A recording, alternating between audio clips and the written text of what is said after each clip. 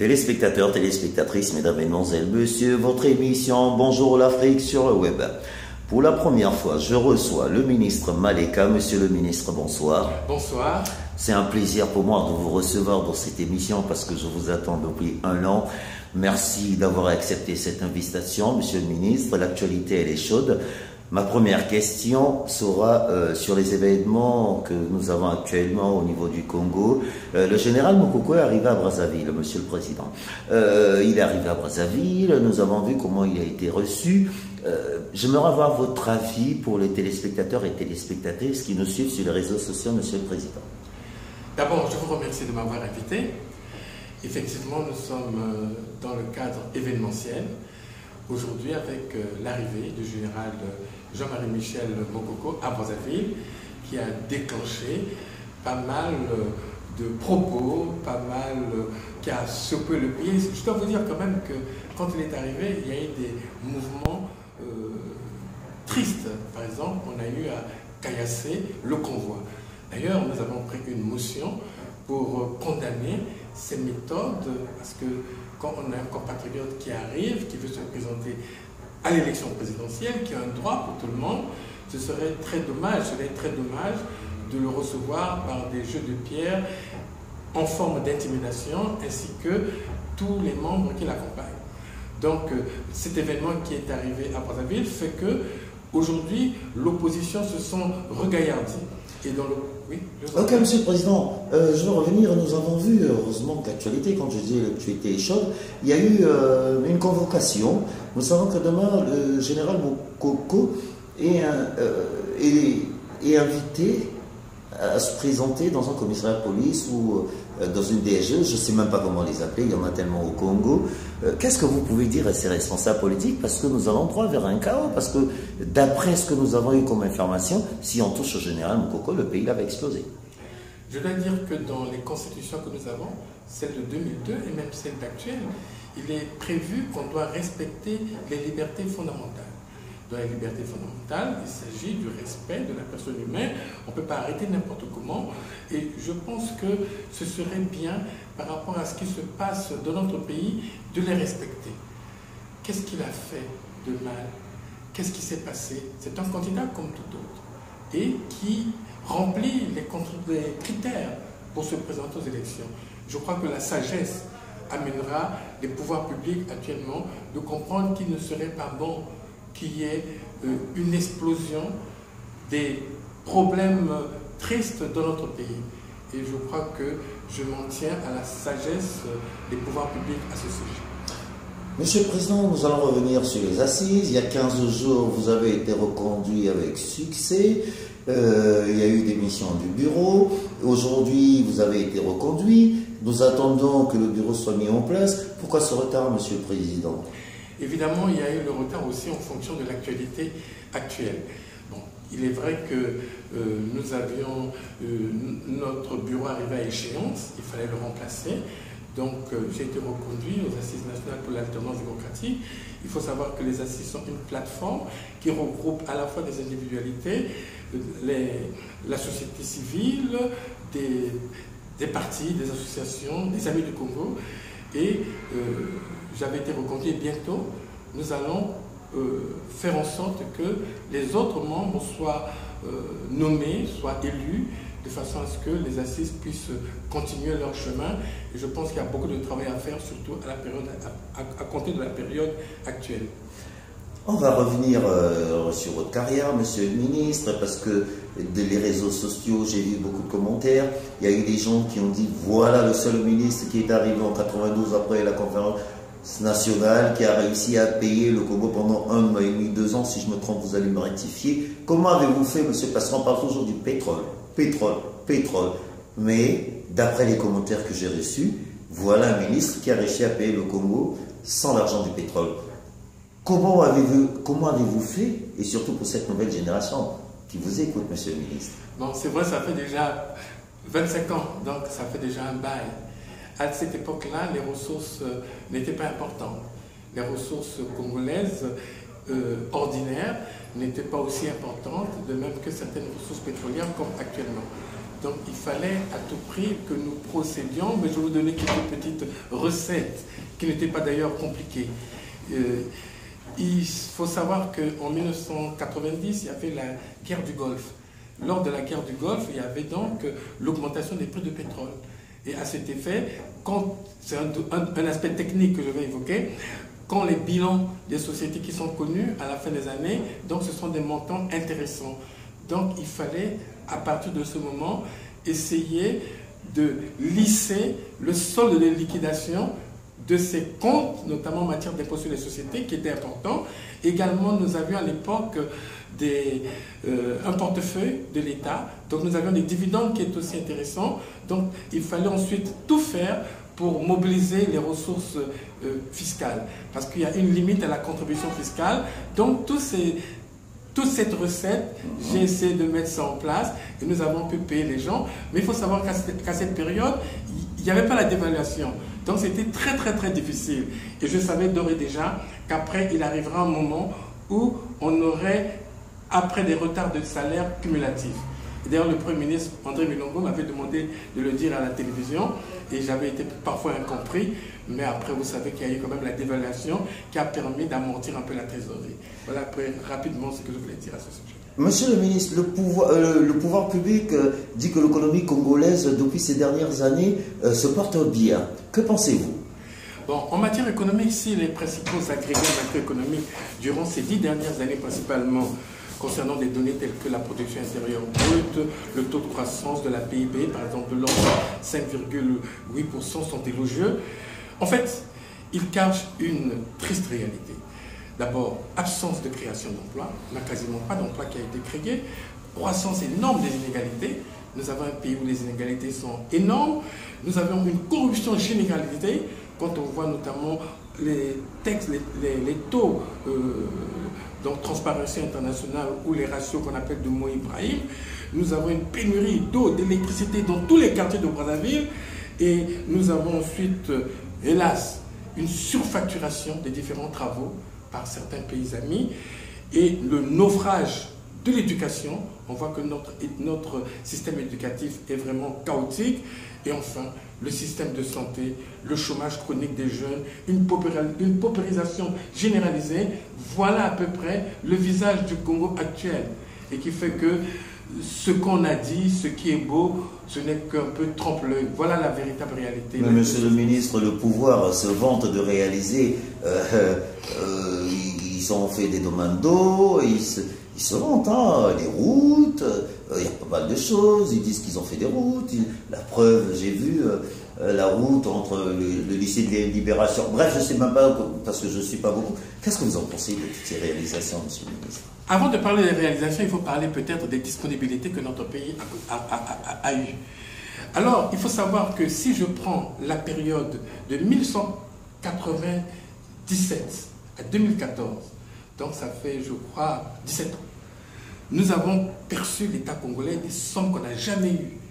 43 000 milliards de francs CFA. C'est pas possible. Soit une moyenne, tu en peux ainsi dire, de 2500 milliards par an. Et si on compare la période de 1980 à 1996, l'État congolais a perçu 3 600 milliards en 16 ans. D'où une moyenne de 229 milliards. Donc ces périodiques-là ont été des moments où on a eu une aisance de trésorerie. Ajoutez à cela qu'on nous a supprimé la dette de l'ordre de 5 milliards de dollars, donc 2500 milliards de francs CFA. Et ce n'est pas encore tout, il y a eu un endettement cumulatif que nous avons actuellement de l'ordre de 10 milliards de dollars, soit 5 000 milliards de francs CFA. Donc il y avait des disponibilités énormes qu'on n'a jamais eues ces dernières années. Mais par rapport à ça, qu'est-ce qu'on a fait? Et c'est la question que vous me posez. Qu'est-ce que nous voyons effectivement? Il y a certains travaux ont eu une utilité publique. Mais quelles sont les caractéristiques de ces travaux? Un, elles font l'objet d'une surfacturation effarante. Elles n'ont pas toujours été achevées. Vous savez que de nombreux chantiers non achevés ont été payés. que ce sont des chantiers qui ont souvent été mal construits, qu'elles ont été financées en majeure partie à crédit, et sachant que la plupart de ces réalisations sont des éléphants blancs, des investissements somptuaires et de prestige au détriment d'investissements productifs au bénéfice des populations. Donc vous voyez que malgré les sommes dégagées, donc le montant de ces travaux ne représente même pas la moitié des enquêtements perçus. Le reste allant dans la corruption et dans les achats d'armes. Donc quand on essaie de voir toutes les entreprises, même adjudicataires de ces marchés, on se rend compte que 90% par exemple du ciment utilisé provient de l'étranger et que la plupart des personnes qui sont utilisées dans les travaux sont des personnes étrangères ainsi que des cadres étrangers, tandis que la population congolaise, la main-d'œuvre étant constituée de travailleurs mal rémunérés et peu qualifiés. Que proposez-vous, monsieur le ministre? Parce que quand je vous entends, je suis tellement élu, j'ai tellement la chair de poule. En tant qu'économiste, monsieur le ministre, déjà nous, ça nous chauffe la tête, surtout pour ce joli peuple congolais qui nous suit. Que proposez-vous, monsieur le ministre? Bon, par exemple, dans le cas d'espèces, par exemple, je crois qu'il faut revoir les critères d'attribution des marchés, éventuellement, toutes ces procédures. Et s'agissant de l'eau potable, tout à l'heure, parce qu'on a dit qu'on a fait beaucoup d'investissements en matière d'eau potable. D'ailleurs, aujourd'hui, nous voyons tous les problèmes qui se passent avec Asperbras et toute cette corruption qui est là. Et quand on voit, par exemple, que les puits qui ont été construits, on a le coût des puits, un puits a représenté minimum 80 millions de francs CFA. Et que, normalement, dans d'autres pays, on les fait avec 3 millions de francs CFA. Et que le coût aujourd'hui, il n'y a que 10% qui sont fonctionnels. Alors qu'on aurait pu créer peut-être un système de réseau avec des adductions d'eau. Tout le monde aurait eu, quand on va dans des quartiers comme Wenze, Talangai, on voit toutes ces mares d'eau dans les villages, on n'arrive pas à se laver alors que l'eau passe à côté, il n'y a pas d'eau potable. Je crois que vous voyez très bien que ces investissements massifs qui ont été réalisés, vraiment, n'ont pas servi à la population en tant que telle. Quelle est d'après vous l'explication du mal congolais, monsieur le ministre? L'explication du mal congolais, c'est d'abord une crise de gouvernance et d'éthique. Voilà. C'est une crise de gouvernance et d'éthique qui est liée même souvent au comportement de l'homme congolais, de l'homme politique congolais. Cette crise de gouvernance est basée sur la primauté des intérêts particuliers cachés dans l'apparence du politique. Les différentes classes politiques au pouvoir ont maintenu l'illusion auprès de leurs clients et de leurs soutiens qu'elles ne pourraient défendre leurs intérêts que si elles se perpétuaient au pouvoir. Cette fausse illusion d'une cause commune à défendre est à la base des nombreux problèmes que nous avons eus. Donc les gens ont toujours voulu se ranger dans des domaines où ils pouvaient bénéficier d'une rente pétrolière. Et c'est cette rente pétrolière notamment qui a fait que notre économie est unijambiste, puisque cette rente représente 75% de la PIB, 90% de nos exportations et 80% des recettes fiscales, et ce qui fait que aujourd'hui notre pays présente une économie très très boiteuse.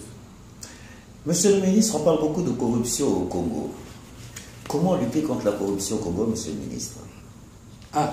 Pour lutter contre la corruption, il faut d'abord restaurer l'orthodoxie financière. Il faut renforcer les pouvoirs coercitifs de la justice. Et puis, il faut également, je pourrais vous dire une chose assez curieuse, il faut peut-être ouvrir la Bible et lire l'épisode de Zaché. Et comme ça, vous comprendrez à peu près quels sont les moyens qui permettent de lutter contre la corruption. Pour ceux qui ne savent pas lire, monsieur le ministre, pour ceux qui ne savent pas lire, comment vous l'expliquez? Parce que vous dites qu'il faut lire la Bible. Enfin, il y a un épisode de Zaché. Il dit quoi, Zaché? Je préfère que les gens le lisent d'abord.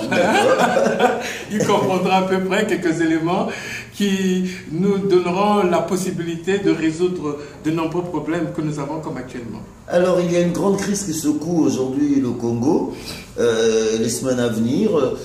Comment peut-elle prendre forme, monsieur le ministre? Mais sachez, on peut par exemple prendre le cas du budget de cette année qui a été voté par le Parlement congolais. Quand vous regardez ce budget, il a été arrêté à la somme de 3700 milliards pour l'année 2016. Alors, quand on observe de près ces chiffres, on remarque qu'il y a une surestimation de ces recettes, notamment avec l'économie qui est en train de baisser. Il est difficile d'imaginer que les plus de 1000 milliards, s'agissant des recettes douanières et fiscales et autres, pourraient être recouvrées. Deuxièmement, en matière de données pétrolières, il y a eu une sous-estimation, une surestimation des chiffres. Par exemple, les chiffres qui ont été retenus lors du dernier budget, alors qu'on savait déjà qu'il y avait une crise économique pétrolière qui était là, les chiffres retenus a été de 42,5 dollars le baril, pour une production de près de 96 millions de barils, qu'on n'aura quasiment pas. Donc, je crois qu'il faut être réaliste. Et ensuite, quand on observe à peu près ce budget, on se rend compte qu'on veut faire appel à des emprunts, notamment des bons trésors, tout ça, etc. Alors, ce qu'on n'a jamais réalisé. Et on pense également emprunter sur le marché, alors qu'aujourd'hui, nous avons 56% de la dette, 56% de la DIT, de la PIB qui est allouée à la dette publique. Donc, les capacités sont difficiles.